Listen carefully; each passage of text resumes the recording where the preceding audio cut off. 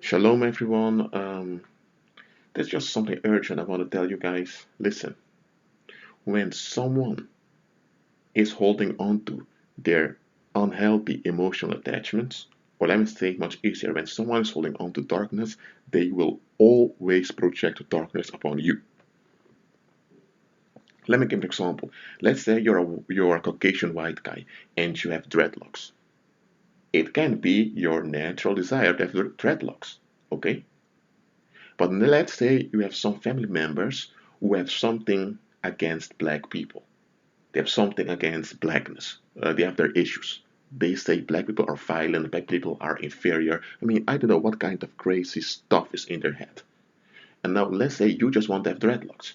Now they may tell you you're not never going to get a job somewhere. Nobody will ever marry you if you have that. You see, and they will always try to enforce you to change how you look to match their darkness inside.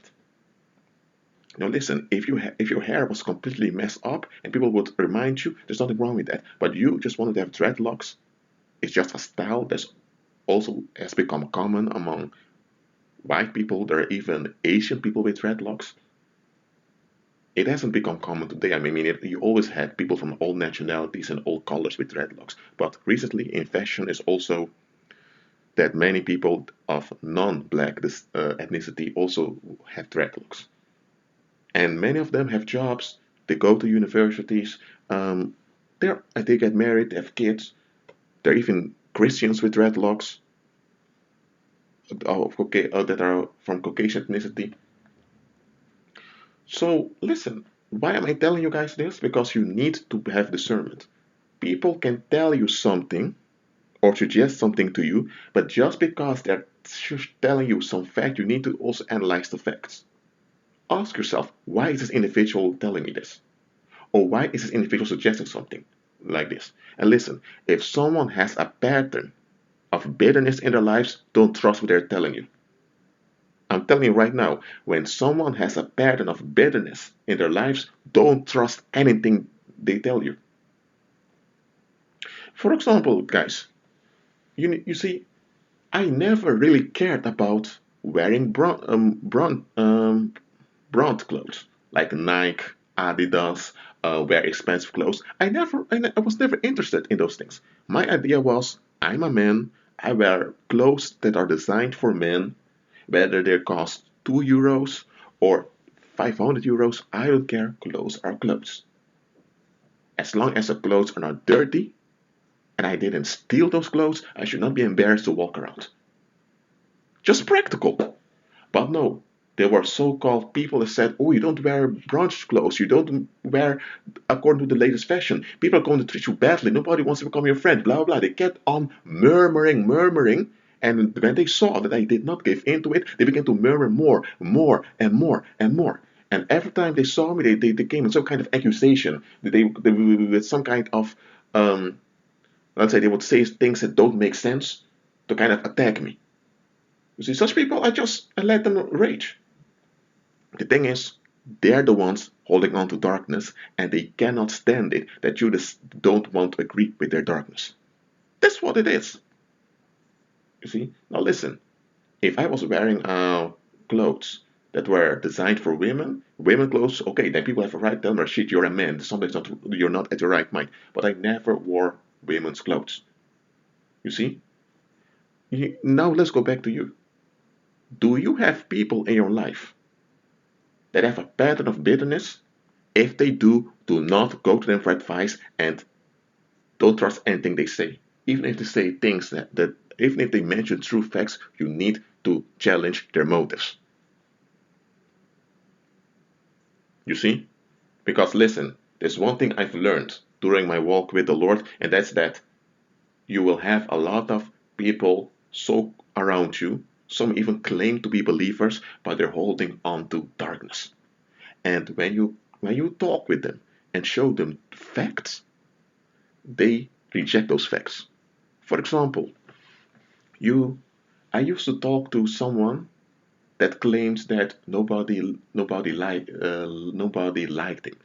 Or there was another guy, he said that you have to be white in this world in order to make it. If you're black, you have to work There are institutions and organizations where people have a racist culture that they indeed are going to treat people of color badly. But this is not everywhere, okay? It's not everywhere. And he haven't applied to all jobs in the world to figure in order to have evidence that this is true, because it's not true. There's no evidence to back this mindset up. But when you show them true facts, they become enraged. You know what it is, folks? They've attached themselves to that darkness. They've attached themselves to it, and they don't want to face themselves and detach themselves from those insane statements. Now I'm going to repeat it the last time, then I'm going to close this recording. When someone has a pattern of abuse, a pattern of mistreatment in their lives, don't trust what they're saying. And another thing, just because someone is giving you facts does not mean you have to listen to them. You see, because those same people who are murmuring about you, let's say in my case, for example, I didn't have that much money also during my early teenage years. You see, I did have a job later on, but the thing is, I'm not going to spend 200 euros just to impress people who don't even care about me. What's that? If people cannot handle me just as I am, a human being that showers every day, brushes teeth every day, wears clean clothes every day, if you cannot handle that, then my attitude is F you, go away. I'm not going to make myself vulnerable, bring myself into all kinds of stress just to appease certain mindsets of other people. And I'm not even sure if they're taking that way. And even if they were taking that way, who are they? They're not the Most High. Let me say, if I would have given in to those accusers and began to wear a lot of expensive clothes, those same people would begin to murmur, look at him, he's wearing so much expensive clothes, thinking he's everything, blah, blah, blah. Listen here to what I'm saying to you, listeners. People that don't want to let go of darkness, they will always project darkness on others. And will look for some target to rage against. You see? So when you notice someone like that, just be plain to them that you don't tolerate it, and if they persist treating you like that, then no contact with them. If you have to have contact with them, only the contact when it's needed. Seriously, you're not obliged to have fellowship with people that project evil upon you. That is a form of witchcraft also that's often dismissed. And it happens in marriages, it happens in families, in corporations, on the workplace, it happens almost everywhere. Because listen, when you give in to such accusation, you are agreeing with a spell upon your own life. And that's how many of you, years of your life were messed up because you agreed with accusations of those around you. And how did you agree with the accusations? By giving in to their suggestions. And you did not check their motives. And you did not check reality. Just because there were people close to you or people you so-called liked, you assumed that what they were saying is true. You elevated certain human beings to the place of the Most High in your life. You see, you gave them too much space in your life. And you've given them place that only God should have. I don't care what they are. When people keep projecting evil upon you, it's a reflection of who they are.